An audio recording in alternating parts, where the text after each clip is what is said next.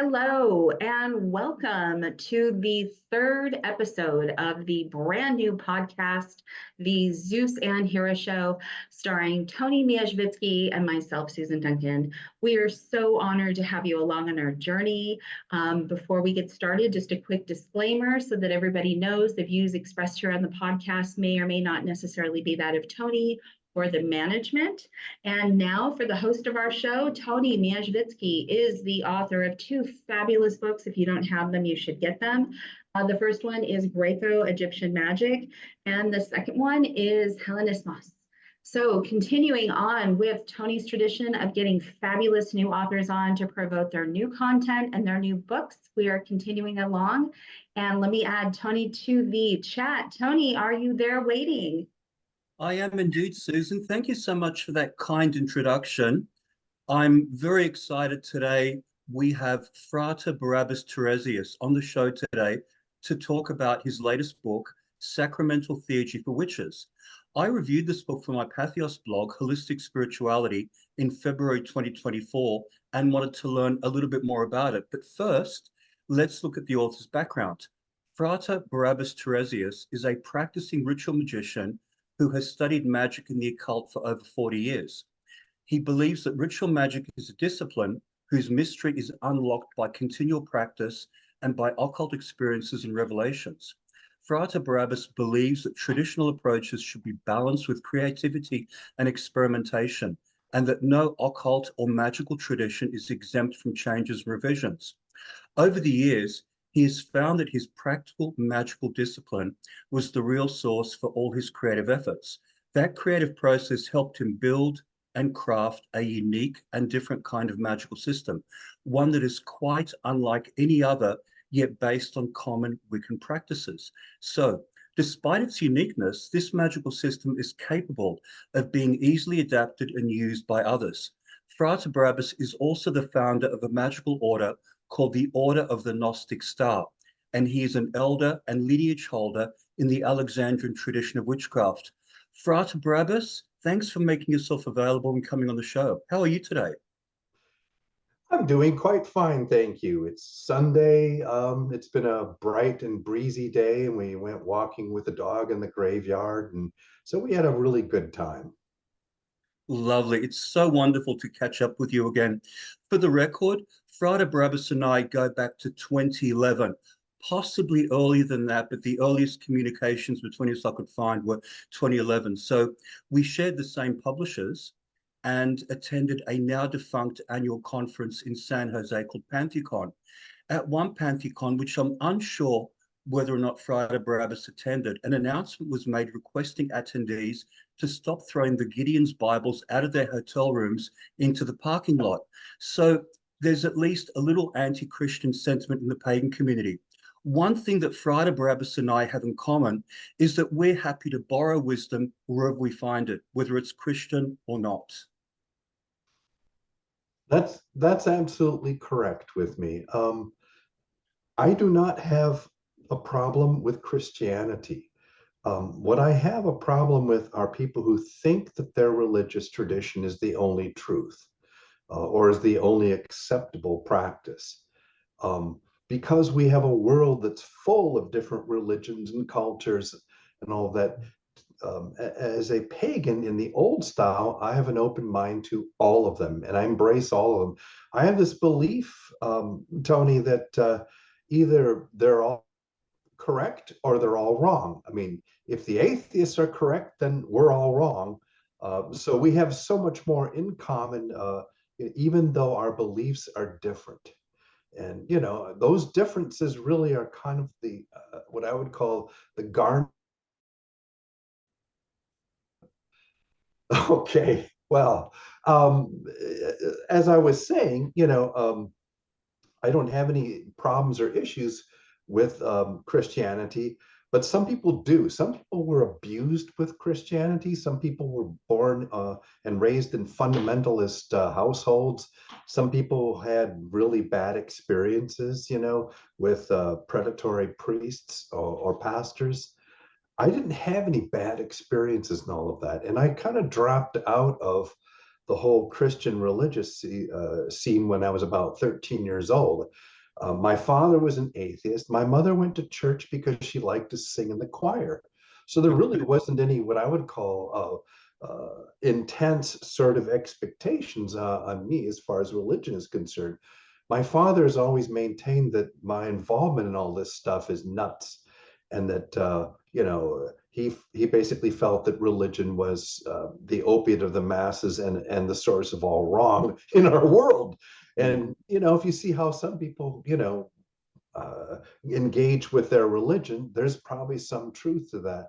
But I think someone who really is true to their faith, whether they're a Christian or a Muslim or a Jew, or a Buddhist or any of the other mainstream religions, if you are true to that faith, I don't think that you are going to persecute other people who do not believe the same way you do.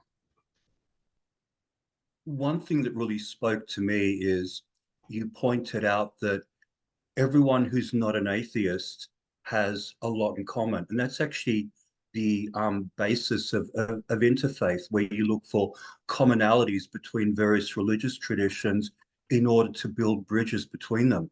And I think if more people had that sort of attitude that we should look at the things that unite us rather than those which separate us, the world would be a much better place. And I also agree with you that if someone was following their religion with their heart, then they probably wouldn't have an issue. But once fanaticism creeps in and intolerance is fast on its heels, then the whole system starts to break down, where you have people proselytizing and insisting that their religion is the only religion that's valid. That's true. And the thing is that this is the difference between people who are motivated by love versus those people who are motivated by fear and hatred. Um, you know, Fear and hatred is really, I would say, the driver for sectarianism of any kind or sort. The fear of the other, for instance, or the fear of that your faith might not be wrong. If your faith is really based upon your own experiences, and it is something that is based also on love, it's really hard to deny other people their faith. It's impossible. And if people really who are Christians really follow the teachings of Jesus, um, they would understand that that giving alms to the poor and making certain that the widow and the orphan are taken care of, that all of these things are a part and parcel to what I would consider to be a social movement of Christianity. The fact that there's so little compassion within the religious right and Christian nationalism really speaks an awful lot of where they're coming from, and they are not coming from a foundation of love. That's actually very true. When you look at the message of Jesus, it was one of unconditional love and compassion, as you pointed out, looking after the poor, looking after the sick. And that message seems to have been lost by most evangelical Christians, although there are a few good ones, the ones who like to work in soup kitchens and help people out. Oh yeah, I mean, if they really focus on their faith, that there is a great deal that is involved in um, compassion and the compassionate dealing with our fellow human beings. Hmm. It's just the basis to all of that. And so taking the Gideon's Bible that's in your room and throwing it out the window and all of that is has a level of disrespect to it that is as troubling as people burning books that they don't like what's in the books, or they think it's pornographic, or they feel that it's too troubling, or banning the analysis and exposition of history because of the fact that there are things that happened historically that are troubling and disturbing to people living today. It I was at PantheaCon when they made that announcement, and I just that was the old face Yeah. that. Like, come on, guys, let's not be motivated by disgruntlement or hatred or sectarianism. Let's the Gideon Bible is there for whoever wants it, needs it. And if you don't want or need it, just then leave it where it is. Someone else Yeah. will find Leave it. it for the next guest. Exactly. Yeah. So yeah, I've run into this in other situations as well, and I find it disturbing. Some people take the concept of paganism or witchcraft to the point that we should persecute people who are not of our faith, or engage in violence. And anyone who takes that kind of approach, I think, is crazy, and basically they've just separated themselves from me. I won't have anything to do with someone who has that kind of attitude. Yeah. I wanted to talk about Aleister Crowley very, very briefly as a way of segueing into your book. The thing with Aleister Crowley was that he based Liber 15, the Gnostic Mass, on the Liturgy of St. Basil of the Russian Orthodox Church, as well as the Mass of the Roman Catholic Church. And Crowley's Gnostic Mass is the central rite of the OTO, the Ordo Templi Orientis, and its ecclesiastical arm, Ecclesia Gnostica Catholica, and it's performed regularly to this day. Now, I note that you drew extensively from the Catholic Latin Tridentine Mass. So there's obviously a precedent for dipping into Christian masses before. Could you walk us through your rationale in doing so? Well, first of all, it's a common belief that Crowley went to the rite of Saint Basil to write the Gnostic Mass. But to be really honest with you, have you ever attended an Orthodox Mass? I have once or twice. I grew up Catholic, and the Catholic teaching is if you can't make it to a Catholic Mass, you can still fulfill your obligations by going to an Orthodox church. So I have been to a couple of Orthodox services, but my main thrust as I was growing up was Catholic. Yes.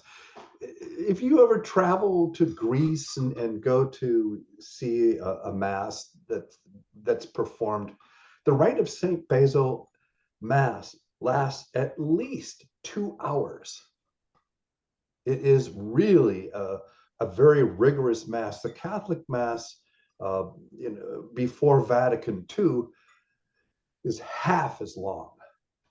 And secondly, all of the masses that you Christian-based mass rituals that you can look at, they all have as their central theme and concept a sacrifice. And basically, it is a surrogate sacrifice, where instead of what you'd call a theurgic animal, or let's say animal associated with deity, is sacrificed as in antiquity. What you have is the man God Jesus sacrificed, and that we who are part of this mystery partake of the blood and the flesh, which is the bread and the wine, surrogate, as as a sacrament, so that we can basically link our. Just talking about the nature of sacrifice, how in ancient times they'd use an animal, and now in the Catholic Mass you're using the man God Jesus. Yes, and you're using bread and wine as a surrogate for the bloody sacrifice. Maybe there might have been drink that was also offered up along with the food. But this would have been a sacred meal, and it would have basically unified you with the deity, and its mystery. It would have made you a participant of that. The Catholic Mass or the Orthodox Mass are pretty much the same kind of thing, except there's no longer any animal that's being sacrificed. It is the man God Jesus who's being sacrificed. And if we were to project this into a Wiccan sort of environment, then that dying god would be the horn god, who dies and is reborn and represents the attributes of food and drink that we receive from nature, that offers itself up to us. And if we sacralize it with the essence of the god or goddess or whatever deity we're focusing on, and take that substance into ourselves, we become one with it. It's a real simple sort of magical process. But the problem is that the Gnostic Mass is not a sacrifice at all. It is, if anything, it's an erotic Mass. It celebrates the joining of the archetypal male and female as the priest and his scarlet woman to produce a magical child. Mm-hmm. And so therefore it's completely contrary to anything that's ever been done before. And in fact, the really amazing thing about this is that when Gerald B. Gardner was trying to come up with a super holy sacramental sort of rite to bring and consecrate his priest and priestesshood, he plagiarized the Gnostic Mass and various parts of it to use to build up his ritual. And so, I mean, the Great Rite and the Gnostic Mass are very close to each other. One is contrived from the other. However, the actual Catholic Mass is a sacrifice, and that's the focus and concept of it. It is the death and rebirth of the deity, of the dying God, that gives his or her life so that we may continue. And in that mystery becomes one with us, because if you have a deity that dies and is reborn, then you have a deity that is so close to the human problem of death that it creates a kind of intimate connection. And I don't think that the Gnostic Mass does that. So whether or not it's based upon the rite of St. Basil, I have not seen myself any evidence of that at all. And when we say that the Mass that I've got is based on a Tridentine structure, it's also based upon the combination of witchcraft formulations of the drawing down, let's say, of a specific goddess, and then the communion rite of cakes and wine that follow that. That structure, including the votive offerings that start it off and make that connection with the deity possible, that is similar to some aspects of the Tridentine Mass. So I didn't really take the Tridentine Mass in as it exists and then tried to put that into the Mass of the Goddess that is in Sacramental Theurgy for witches. Okay. Some of the listeners that we have here have a background in witchcraft, but there are numerous others who don't. So I wanted to ask some fairly basic questions about witchcraft for those people who don't have a background in it. One of the things of great importance to your system is Godhead assumption. Could you explain what this is and the difference between the lighter version for small numbers of people and a full deity personification, which should be used in a community gathering? Yeah. Oh, well, first of all, I have a problem with people in who form covens and have a coven structure, and they have a high priest and a high priestess, and the high priestess is the one and the only one who channels the goddess hopefully as in some named quantity or quality. For some reason, I've just been around an awful lot of covens and all of that. And granted, there are some good covens out there, and there's some really good people who take on the roles of being priestess and priest, but it's too liable for abuse. If you are channeling deity and you are also in charge of the group, that really gives you an opportunity to basically conflate and also abuse that authority and to impose that authority upon other people. I mean, if you're channeling the goddess, every full moon or whenever it's required, and the people in your coven have a problem with something that you're doing and all that, but this is what the goddess says we're supposed to do, and I know this because I'm assuming the goddess. And so my approach is a little unorthodox. I believe that the person who's going to do a godhead assumption should be sequestered, and that should be the only thing that she or he does when they are going to be functioning in this role in the coven. The people who are organizing and leading it should not be the same person or who's going to doing a godhead assumption. So Godhead assumption is something that you can find in the Golden Dawn. The ritual in witchcraft that does this, it goes through this pattern, is loosely based upon that Golden Dawn ritual. That's probably where it came from. Gerald B. Gardner liked plagiarize and copy stuff that he thought was really good, and put it into his witchcraft. And of course, he wouldn't tell anybody that he did that. But the thing is that I use the Godhead assumption for all of the magic that I do. So if I'm an individual in the magic circle, prior to or part of the preparation, I perform a Godhead assumption where the personality of the deity that I have an alignment and personal connection with, basically merges with my personality. It's not a deep trance.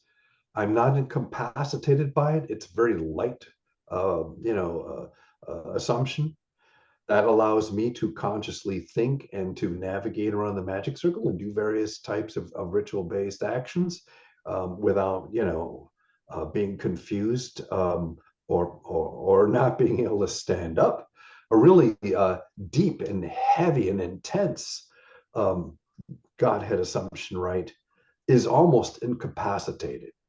I mean, you literally, if we're going to do one of those rites where somebody's going to rigorously bring down the deity and try to act as if their consciousness is completely wiped and it's replaced by the consciousness of the deity that they've been really focusing on, we usually have them sit.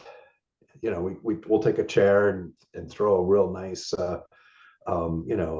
covering over it, making it look like a throne, and then the person is brought into the magic circle when it's already set up and everything's ready to go.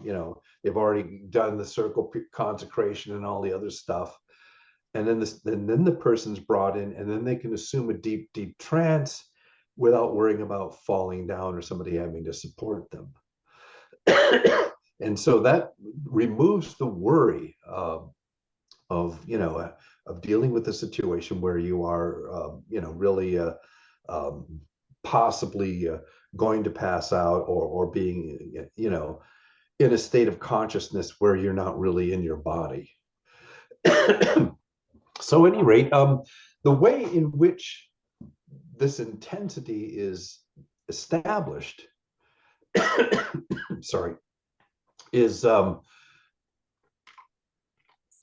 through devotions. Yes. And establishing an alignment with that Godhead. And we're talking about the kinds of devotions where you are really yearning for that and passionately wanting to be one with that deity. That usually the preparations would be that the person is going to do this, will go into a room where there's a picture of the deity and there's incense and music and they're made up to look as much like that deity as possible, and then they just go through a period of meditative and trance states and all of that stuff, and try to urge, and that deity in themselves to merge. They want it really bad. It's like wanting a union with a long lost lover, and that passion really helps to make that a much stronger reality and possibility than what it would normally be. So that's kind of the way things are performed. It's a really deliberative and engaging votive process in order to invoke and bring that deity into manifestation through the consciousness of the person who's acting as the medium or the subject. So that represents the intensity. And one thing you can do in the group is when the group gets together, they can basically, while this person's sequestered and away from the group, they can make up a reason for why they're getting together, or a rationale based on a word or a phrase. This is what our objective is for this evening. In engaging in our calling and summoning up this demon, this deity, and having communion with it. So with that being said, that phrase is something that's unknown to the person who's sequestered in a room and who's going through the votive process of becoming aligned and connected with the deity. So when they're brought in, and the Godhead assumption rite is performed, there are three questions that the person who has assumed the deity is asked. The first one is, who are you?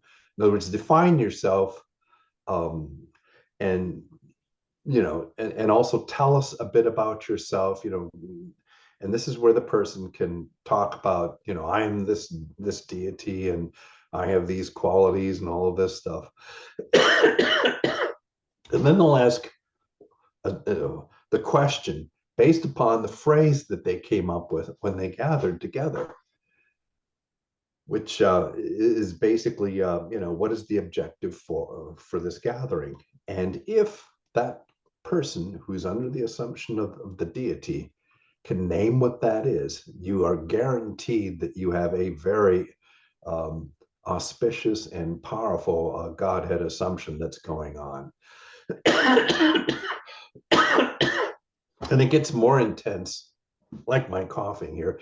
It gets more intense, from that point onward. I mean, I've actually heard of, I've never seen it myself, but I've actually heard of situations where the person who's doing the Godhead assumption just opens their mouth up, and then a voice comes out, and it's not their voice.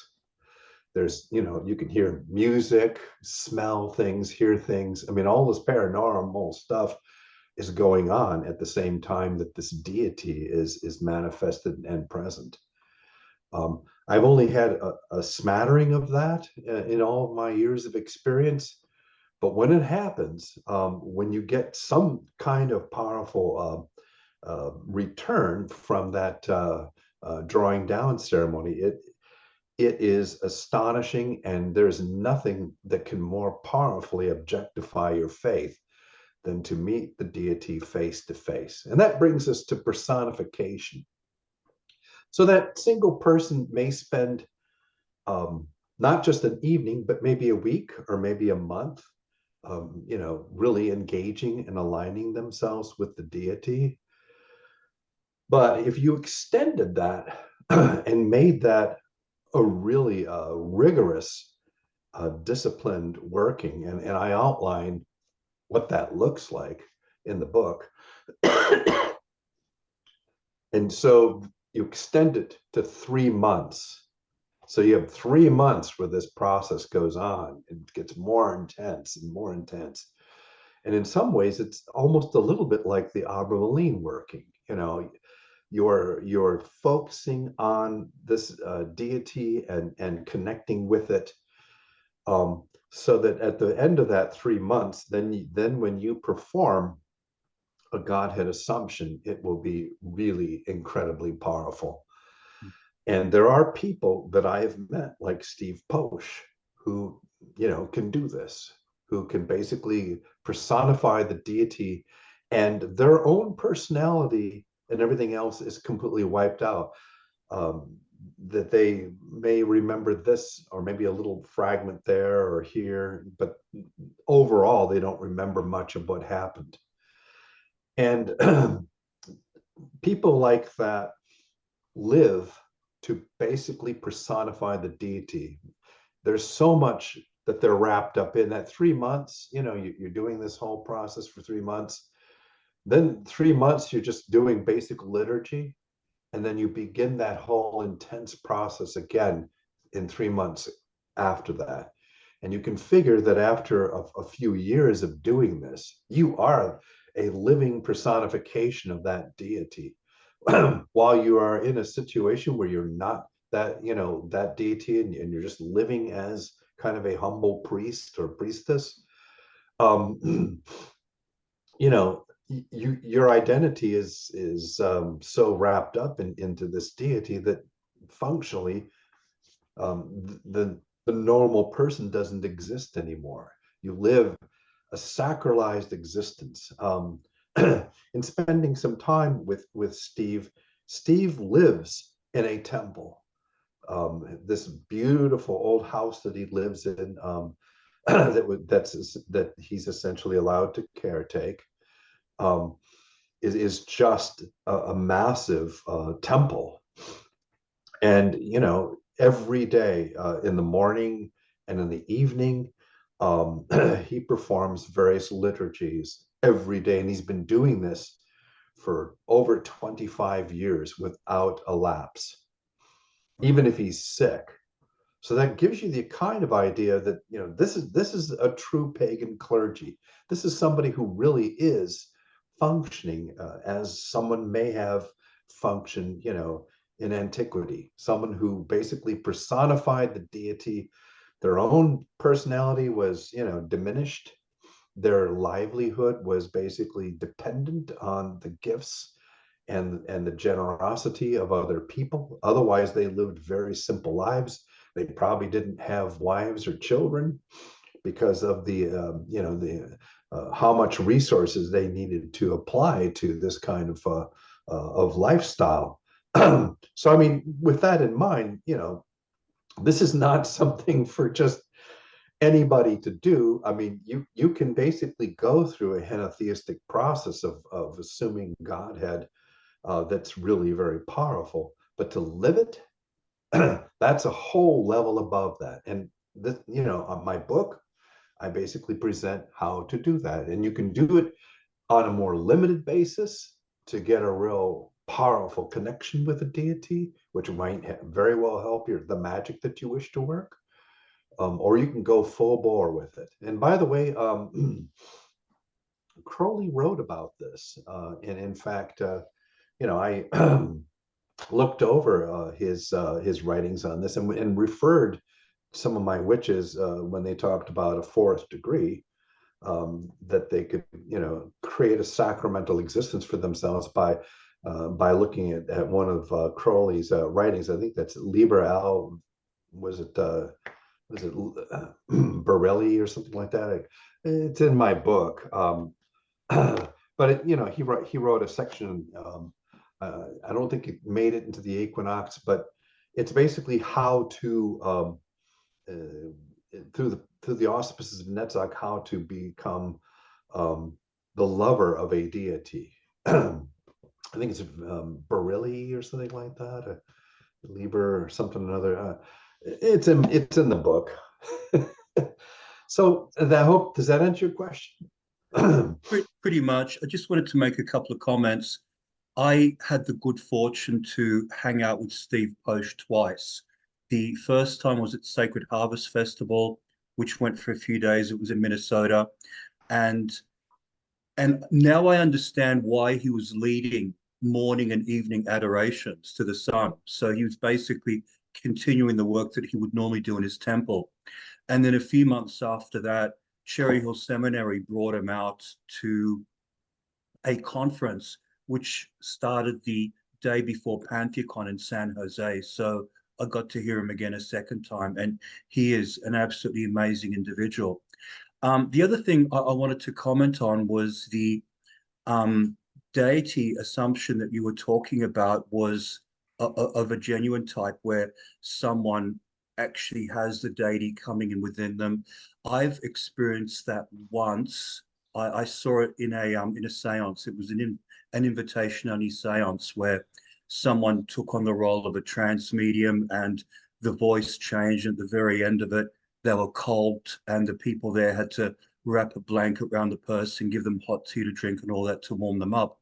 But the thing that jumped out at me was you pointed out that once someone claims to be channeling either the goddess or the horn god, then that puts them into a position of power. And we've all heard stories over the years of naive newbies entering covens being taken advantage of. So I was wondering if you had any words of advice for newbies joining covens who were basically forced, well, not forced, but encouraged to dole out sexual favors to people higher up in the coven. Yeah, it's a very troubling issue. I mean, people who get power sometimes cannot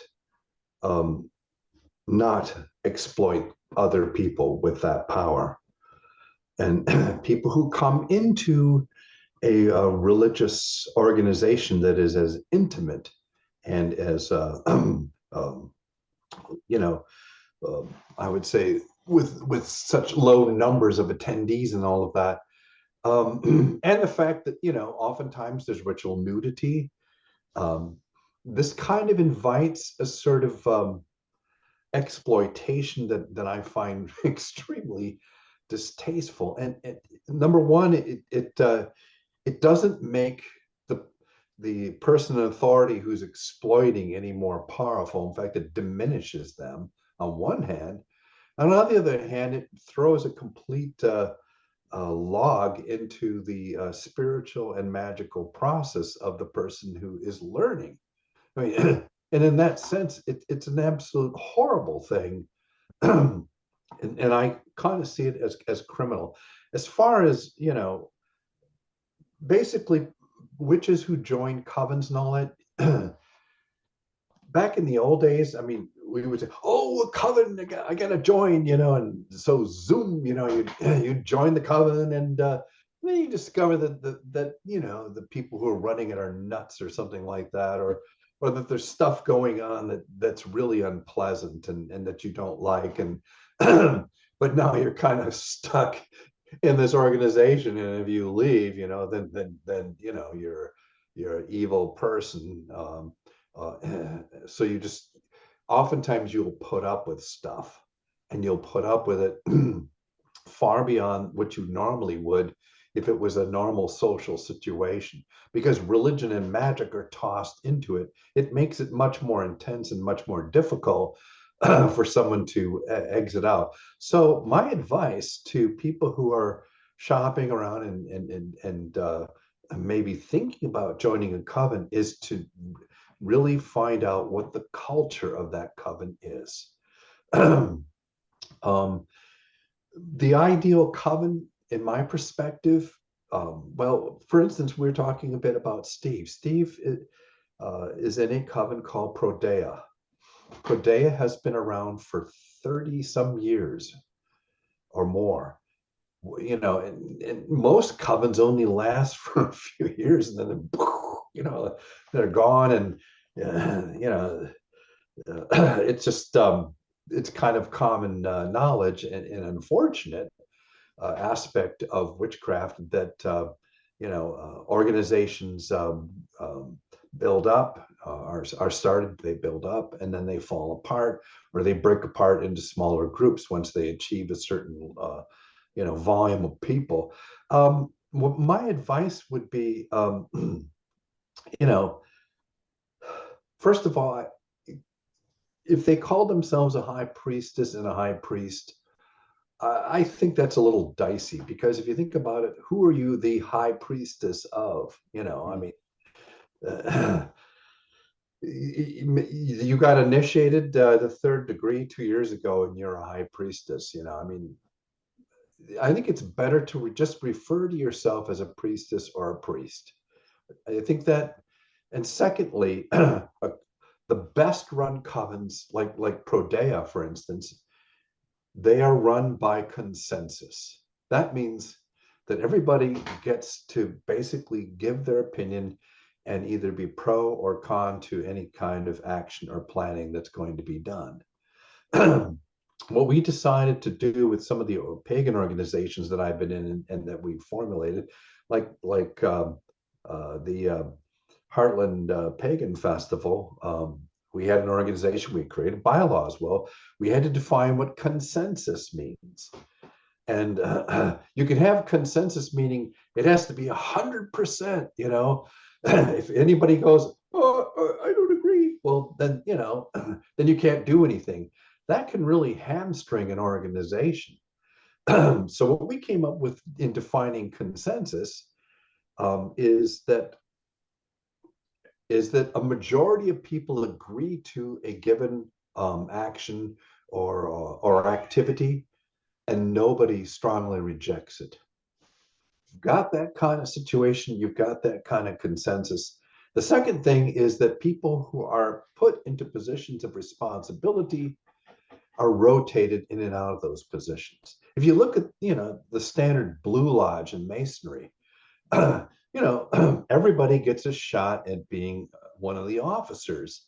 Once you join and you go through entered apprentice and finally make it to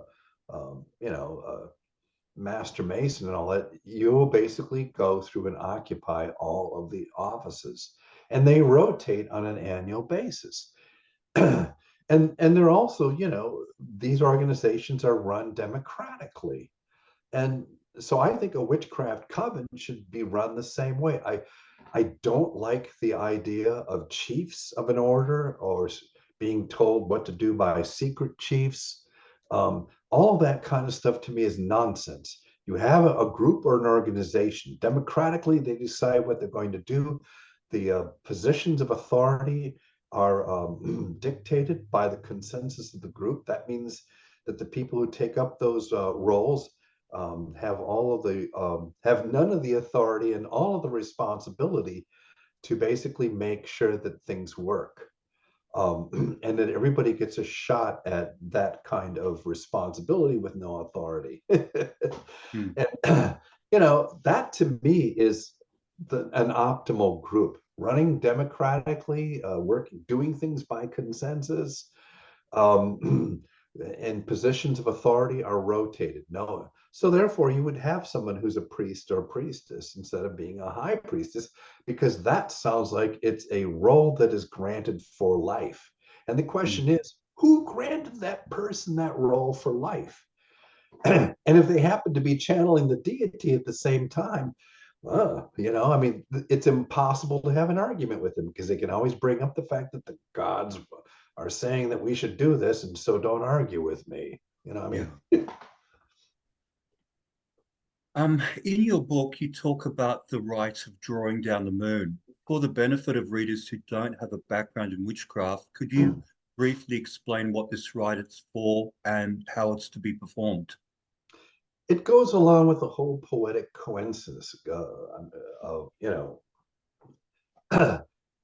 the whole poetry of the idea of, that the witches are, their deity is some form of Diana or Hecate.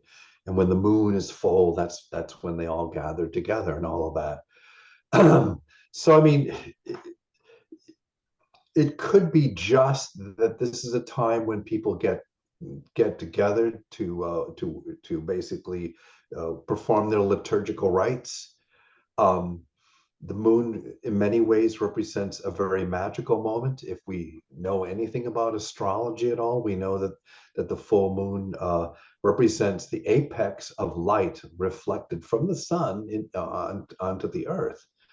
And so what that means is that it represents, the highest point where that solar energy is refracted, reflected down to the earth. And so in some ways it could represent a doorway. And so the doorway for the witches, of course, would be when they are able to commune with their deities. If you think about the witches' Sabbath or Esbat, that's where they would go and escape into the countryside, flying on their broomsticks and go there in order to be with the horn god, their aspect of the devil or Satan, and to worship him. And to receive the mark from him, and also to, take communion with him. Um, so I guess in the keeping with the poetic concepts and the mythology associated with witchcraft, the whole romantic sense of the full moon and gathering together and all, it kind of fits with it, As to what is actually performed when that gathering occurs, that's something that Gerald B. Gardner himself established in his Book of Shadows. And so when you had the Aspat for the full moon, that's when the deity would become present. Once in a month when the moon is full, call to me. This is all the 19th century romantic poetry about Diana, and the queen of the witches, and Hecate and Pan, and all that kind of what I would consider to be a kind of modern 19th century mythology was pulled together to create modern witchcraft. Now, whether that represents anything that was done in antiquity or whether it was done during the Middle Ages, it's really difficult to say. We really don't have a real lot of examples of what was actually done, and what examples we do have is that it was more magical than religious. The religious aspect of witchcraft is something that is modern, and we're talking about modern with probably an incentive or triggering from the Golden Dawn, and a lot of the poetic, cultural,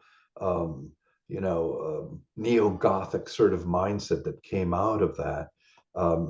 Gerald B. Gardner just sort of took what he had in his culture at that time and pulled it all together with a bunch of other stuff that he got from various other sources and packaged it as a religious magical system that could be used by middle-class people. So you talked about attending the witches' Sabbath. So the best known way of doing that was through the use of flying ointment, for spirit traveling or astral projection. Would you recommend the traditional formula with its potentially dangerous ingredients, or do you think people be wiser using an approximation, using safe ingredients such as that proposed by Scott Cunningham? Well, if you know anything about herb craft and you know anything about making medications based upon herbs, you know that you can basically you can make the concoction really strong, or you can make it weak, or somewhere in between. I happen to have in my in my chest where I keep all my magical stuff, some vials of flying ointment that I picked up, made with the traditional recipes, but it's not real strong. It's weak. You won't even get a buzz off of it. But you will feel something. And in some ways, the psychology of applying that to your forehead, your arms, and your chest will give you a sense of continuity with the mythic concept of the witch, and basically flying on the broom to the Sabbath. As far as the use of really powerful drugs, you know, I guess that I would be a hypocrite if I said, oh, you shouldn't do the, because it's part and partial to the practice of magic since, since Paleolithic times or even before. The substances that cause the mind to be altered have always been highly regarded by ancient peoples. Whether that was, wine that was served neat, without mixing it with water, for instance, or whether it was, um, the drink that was given during the rites of Eleusis that Okay. had I think it had rye or barley in it that had rust, so that people would actually be given a substance that would cause them to mildly hallucinate, using magic mushrooms, using industrial hallucinogens like LSD or, um, you know, so I mean, it's the whole gamut, and there's a balance here in taking drugs, and that is, or drinking alcohol, and that is, you can get so bombed that you are too incapacitated or too stoned or drunk to be able to do something on one hand, or that it's so mild that it really doesn't have much effect at all. I'm actually, these days in my old age, I'm actually able to do an awful lot by using meditation and trance. For some reason, becoming old, I've adopted a bunch of allergies that I didn't have when I was young. And so smoking pot, probably would make me, cough my lungs out or something like that. So it's really no longer an option. Although there was a time when, that was something that I would do. But if you got so smashed that you couldn't function by doing a complex ritual, then, what's the point? The same, you could use the same perspective in sex magic. People talk about, oh, sex magic, it's such a cool thing, but in order to do sex magic, you have to be good at magic. So you have to know what you're doing magically. And secondly, you have to be good at sex. And that means that you have to have a partner that you can perform a magical action with that is sexual, and for it to go right. I mean, these balances and all that, a lot of people don't think about that. So it just kind of like, oh, we're going to do this, or I'm going to drink all this booze, and then I'm going to summon, Bacchus or something like that, and you'll end up, probably on the floor, or worse, worshiping before the porcelain toilet or something like. I mean, common sense, using a balanced approach. Sometimes, fasting can help. Sometimes, if you are a person who has meat in your diet, have no meat in your diet, and cut down on the overall volume of what you eat, and then do some really good meditations and votive offerings to the deities and all that, and you'll probably be in just as in superb mental shape to be able to work all right as you would be if you smoked a joint of extremely stinky weed. In your book, you talked about statue animation, which was a bread and butter exercise for theurgists in ancient times. We know it was practiced widely, but the full process eludes us. I was wondering if you could summarize your personal approach to the technique of statue animation. Well, statue animation, there are a lot of theories about exactly what was done, but all we have right now are fragments. Now, I might be wrong about that, but I did do some research and tried to look and find out what we knew, and what we knew was fragmentary at best. So that means, and plus, the thing that you've got to remember is, for instance, if you look at the PGM, the Greek Magical Papyri translation, there's a lot of things that are used in there that, you wouldn't necessarily really want to use. You wouldn't want to kill a sparrow or a cat or something like that. And some of these rites call for that kind of stuff. So, I'm not saying that the philosophers would have talked about that, but it might not be appropriate or even contextually contiguous with a modern sort of mindset. So, I thought long and hard about how to do this. And what I came up with is what I noticed is that if you summon a deity into a statue or a picture, it it has a lifespan of hours. You'll sense something in that statue and then it will go away. So the whole trick, in my opinion, my humble opinion, is that what you want to do is you want to draw down the deity into that statue or picture, and there needs to be an incredibly powerful charge functioning and operating 24 hours a day, 7 days a week. And the only kind of magical charge that I'm aware of that functions that way is a talisman. And so, here's the concept. You're going to generate a talisman with a talismanic field, and you're going to project that into the statue or the picture. And then you're going to draw down the deity to merge with that charged, sacralized environment. And you could probably even put and associate some sacrament wrapped in foil on that statue or on that picture. And that whole process makes that entity seem to live in that statue. And I've done this. I actually had 3 different personalized deities, female deities that I projected into 3 different statues, and I could feel them. If you walked into that temple, with the incense and the light down real low and all that, and out of the side of your eye, you would see that statue move. I mean, it was. I had some moments where I felt the shiver go up the back of my neck.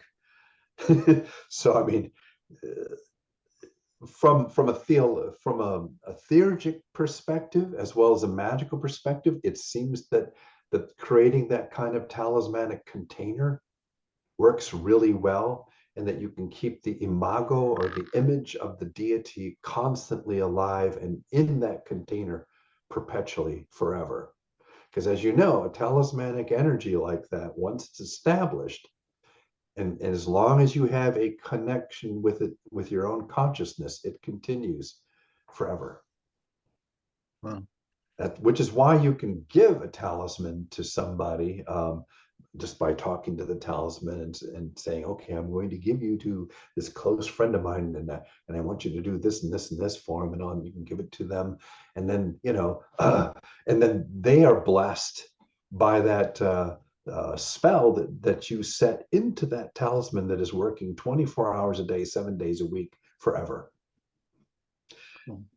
Conversely, you can imagine the horror of using the same process to create a curse. There are, as you know, there are lunar mansions that most of them that you only choose when the moon is waxing. So you want to get that lunar mansion defined when the moon is waxing. If, on the other hand, you charge something with that lunar mansion when the moon is waning, then the opposite energy factor will come to play. And that is how some of the Arabic magicians would basically curse somebody. They would charge a piece of jewelry or something like that with this curse and make sure that it ended up on the person that they wanted to do this to, and it would create all sorts of mayhem. Not only that, but because of the perpetual nature of this talisman, this would not only affect that person, but it would affect their children and their children's children and their children's children. I mean, I would never consider doing such a crazy thing myself, but magicians in antiquity probably did take that kind of approach. So that's my take on it. I don't know those people who are involved in proper philosophical theurgy. I don't know what they would think of this. They might agree with it. They might say that I'm full of baloney. I don't know, but I've done it and it works extremely well. So, and I put it in my book. Well, the thing is that the information that we have about statue animation is, like you said, fragmentary. So people put together as much information as they can, and there's a lot of guesswork involved. So I can't imagine anyone criticizing what you're doing. And after all, the proof of the pudding's in the eating, and what you've done has worked. The impression that I derived from the book was that by incorporating theurgy, you'd be supercharging your practice of witchcraft. So any witches wanting to take their practice to the next level would do well to incorporate some of your practices. Do you have any anecdotes illustrating how well theurgy enhances witchcraft, either from your own experience or from that of others? Um, well, the magical mass and the benediction rite, if you are able to write up these rituals in such a fashion that that they represent spiritually and magically who and what you are and what you believe, because that's the whole basis to it. You're creating a doorway. You want to create a doorway that represents spiritually and magically who and what you are and what you're trying to do in the world. Just those two rituals all by themselves, you can forget about anything else, would allow you basically to channel sacraments. That means that not only can you charge bread and wine, but you can also use things that have been charged in that fashion, whether it's an amulet or whether it's an oil or anything else, any vestments that you might be wearing. All of these things can basically be charged and sacralized, in the name of the deity or deities through which you're functioning. So, I mean, that all by itself allows you to manufacture sacred magical objects and artifacts, as well as to channel the power of the deities in a physical and tangible fashion into your world, affecting you, but affecting everyone else around you. Anyone else who engages in this with you will also be powerfully affected by it. The Catholic Church had these rituals and they used them for centuries, and it was a way of really pulling people together and as well as wielding the magic of the church. And I think that the same thing can be done as well.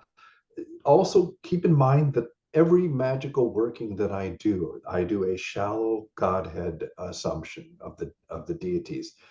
I also have liturgical practices that I involve myself in regards to the deities that I worship and that I work with. All of that is a part of the magic. When I perform a ritual, they are there, they're engaged with that magic, they're assisting with the outcome.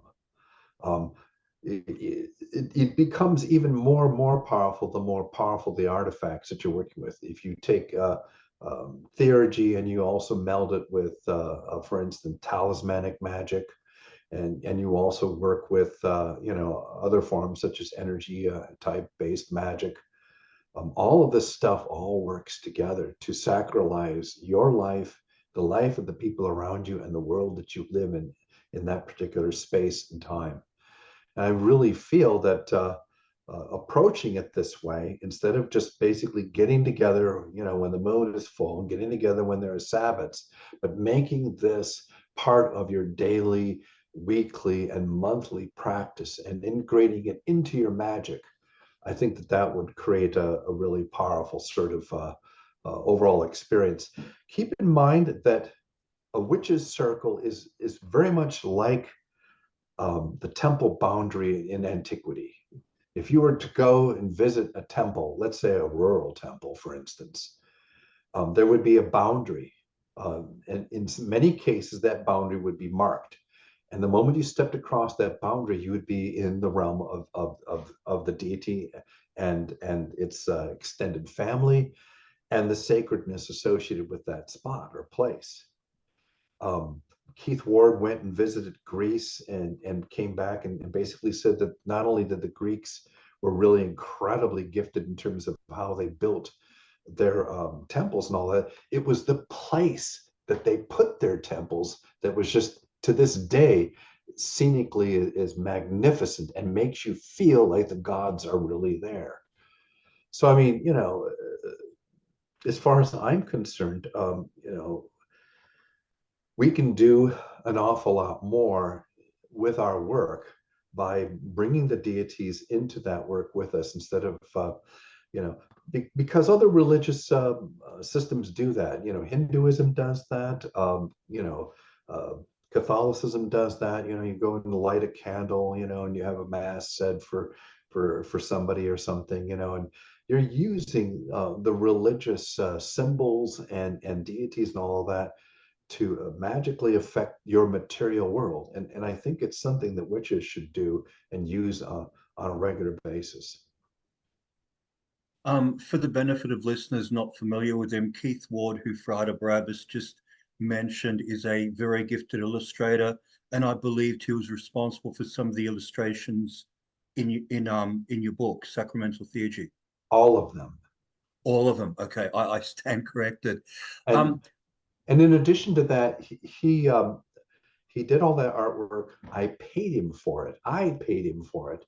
And that this was supposed to go into a book published by a publisher. It was my contribution, and it was not a small contribution either. I paid a large chunk of money to have those illustrations in there, and so that they could function as inspirational icons. And my hope is that that's how they are perceived. Your book's basically geared towards those people who are already practicing witchcraft, and I envisage that a lot of people listening to this show are thinking they'd like to get into some of the theurgical practices that you've mentioned. So for those who don't have a background in witchcraft, can you recommend some texts for them to get up to speed so as to drive optimal benefit? I was thinking perhaps some of the books you already have out on basic witchcraft practices. Are there any that you could recommend? Well, at any rate, I wrote these 5 books for people who are intermediate to advanced, practitioners who are engaged in paganism and magic. Okay. I didn't want to write a book for beginners because I felt there was so much material out there. But when I began to really look at that material and examine it, I was astonished at how incomplete it was. They'd focus on this area they're here or that area here. And I was used to reading books by Janet and Stuart Farrar that were complete. They were comprehensive. They covered everything in that particular topical area that you needed to know in order to function as a witch. And to this day, the Witch's Bible Complete, I think, is a really good example and a really good place to start and all that. But the approach that I've got is not coven based.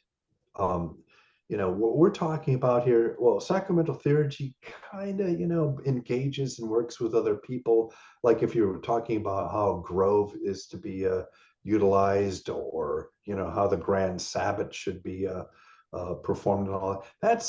Those are big social events, and also there's a number of information there about covens and all that. But most of the other books that are in that 5-book series are focusing on the individual practicing their magic and witchcraft. And there are liturgical elements within it as well as magical elements, because I believe in modern witchcraft, the two go hand in hand. And so when I attended Paganicon last March, a number of people came up to me and said, "Can you write a book for beginners? How can I approach these books that are advanced when I don't have the basic knowledge to do so?" So last March, I started writing a book and I finished it. And right now it is available. Here's a copy of it. This is the hardcover edition. So Lovely. I think it looks kind of really sexy. It's sharp. Yeah, I like that. Yeah, this is already available. The softbound version of it will be available coming up, I believe in July is when it's going to get released. And what this book is it's basically a 2-part book. One part talks about liturgical exercises of worshiping the gods. and having a pantheon and approaching this as a family of deities and developing a culture, a religious culture for you to function within. So that's the first phase. But this is not for a coven. This is for one individual who's practicing by themselves. So Solitary. they could be in a coven, or they could be completely independent or solitary. So that's the first half. The second half is the basic magic that you need to know as a witch. And included in there is a ritual for doing bindings, and a ritual in there for also using a doll or a puppet, also known as a FIFA. And not I've used a FIFA on a number of occasions for doing healings on myself and other people. I've never ever used one to blast somebody or harm someone. So it's an important piece of the magic. Plus, being able to work with the pentagram and creating simple element-based energy fields, and being able to imprint that by the use of simple sigil magic. A very simplified version of what Austin Spare created, which was really elaborate because he was an incredible graphic artist. So all of that's all put together into one slim, concise book. And it also has in it a 2-year plan for training. So this book starts out and it goes through all of these stages, and it basically tells you, how many times you should do this, establish this as a discipline in what you do. And within a 2-year period, if a person follows this rigorously, they'll be able to pick up, for instance, spirit conjuring for witches and make it work. Because it creates the baseline foundation discipline that is needed in order to pick up these more, I would say, advanced techniques and methodologies. I'm really excited by that project because the material that you have is very advanced. So you do need to have a solid foundation to build on. I would normally at this point I'd normally ask you about what current projects you're engaging in, but we know from what you just said you're working on part 2 of your introductory text. So we can look forward the to introductory text is so there's the 5 books that's done. Okay. This one will be coming out in August. This is the last one in the 5-book series. This is Transformative Initiation for Witches, that looks at scripted initiation and also at the transformative cycle of initiation or initiatory sort of transformation, with the idea that you can make transformations occur magically in your life and also know where you are in your own process. And the pattern that I work with is the pattern of the hero's journey. There are 17 stages in there, plus there's a cosmogonic cycle of 5 stages. Add them together, you get 22 stages. They match up with the trumps of the major arcana of the tarot. And there's also a cycle of the heroine, which is actually quite different, but very similar in some ways. But as far as what I'm working on now is the advanced stuff, and that's some months ago I finished writing a book called it's going to be named, and it's going to be coming out in October. It's going to be called Liber Nephilim. And back in the early 90s, I worked with the chiefs of the Nephilim, starting out with the first major ones, and then branching out to all 20 of the chiefs. And I got from them an enormous amount of information, which seemed to indicate to me that the Nephilim were actually the major spiritual impetus behind the Enochian system of magic. Now, nobody who's in the Enochian system of magic buys it. I think Scott Stenwick said that he was hedging towards it, like, he might consider that or see it within a certain context. But others have just slammed the door and said, you're full of bananas. This is the silly stuff. But it also involved Lilith. Lilith turned out to be there are 20 different names of Lilith, and those are the daughters who of men who basically got married to the chiefs of the Nephilim who came down to earth. And this is all in chapter 6 of Genesis. Once again, a Christian myth, Yes. or Jewish Judo-Christian myth, but important to our own heritage.